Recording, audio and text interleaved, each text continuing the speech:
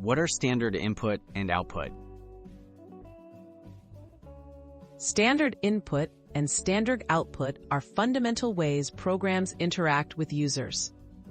Standard input, often called stdin, lets a program receive data, usually typed by the user.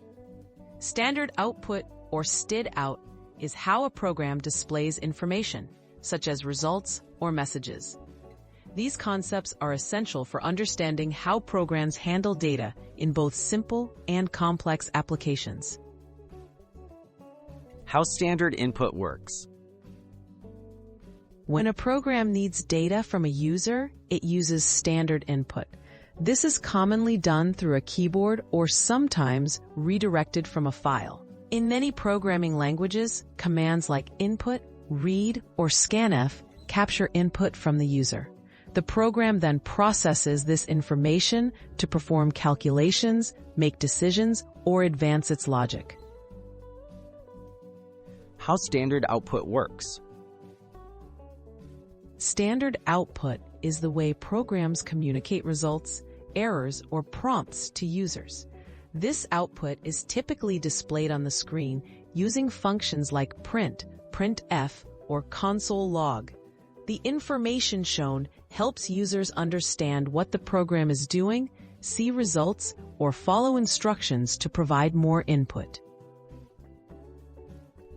Why are these streams important? Standard input and output offer a universal way for programs to interact with different systems, users, or other software. By using these streams, developers make their programs more flexible and compatible across various platforms, including command line interfaces and automation scripts. They also help with testing and troubleshooting by allowing easy data entry and output review.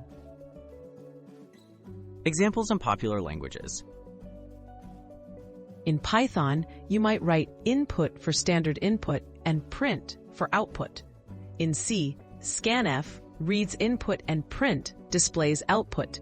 In JavaScript, input may come from forms or prompts, while console.log handles output.